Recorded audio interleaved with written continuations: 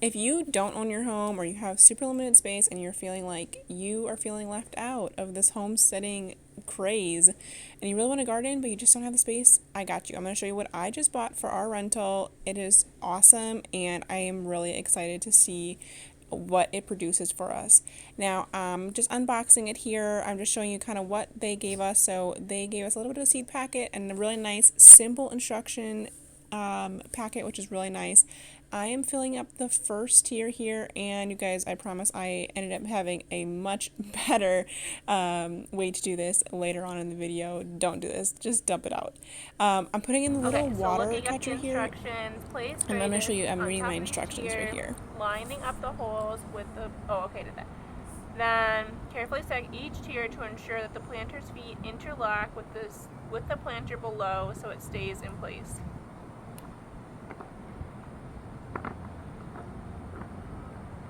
Oh, okay. So there's like these little pegs underneath, and so you want it to like click in with those.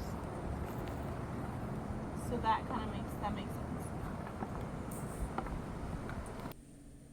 So after that first one, it really went a lot faster putting these tiers in, and that little kind of like water thing that I was mentioning earlier is a thing that you put on each layer, and it actually helps water it really efficiently. And I'll show you at the end kind of how you add the water on top, and it will filter and drain down to each layer, which is really nice because you don't have to water each pocket. There's 42 pockets, so that would be a lot of pockets to water each day. And I'm just again filling up this dirt here. I'm doing it on each layer and then adding the next one. And if you were doing actual like transplants here, you would want to do the transplant at each layer. I'm doing seedlings on all of these layers except for the top one, so that's why I am putting in each layer before I put in my actual plants. Now, here I am putting in some cucumber plants, or sorry, cucumber seeds. And I'm putting these mostly on the bottom one here. I'm hoping to kind of let them vine out. Hopefully I don't have too many pests trying to get at them. And I'm just putting them a little bit below the soil here. And I used a potting soil here. That's kind of what's recommended. And not the best for starting seedlings, but it worked okay. As you can see at the end of the video, I have tons of stuff popping up already. And here I am planting some beans. These are also growing already, and I'm super excited about those. Don't dump them all out like I did.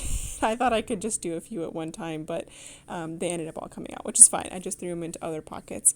But I was trying to film this with one hand while also doing my seedlings. So my seeds. What are you calling seedlings? I don't know. It's late. I'm tired. Okay, so now I'm filling up the rest, and this is another day because I did not buy enough potting soil the first time I did it, and with kids, I just didn't get back to the store until a few days later. And you guys, if you have kids, you kind of know how it goes. Like, it's hard to get stuff done. Even this took me like in total probably like 15 minutes, but like over a course of like 5 days, I actually got it done. Now these are some strawberry plants that I bought at the store. I'm really hoping to be able to get these fruited and actually get a harvest off of them before we leave. And if I hadn't mentioned, the reason we're renting right now, we do own our home back in Wisconsin where we have our actual homestead, but my husband's in the military and we are currently PCS to another state, and we're just renting a furnished rental while we're here. And so I'm hoping before we leave mid-July that we can actually get some really nice strawberries off of this. There is much warmer climate than where I am from, so it's kind of a whole new growing like season and thing to get used to here. But I'm kind of excited to see what I'm able to grow. It's nice to be able to plant in February, which is when I film this.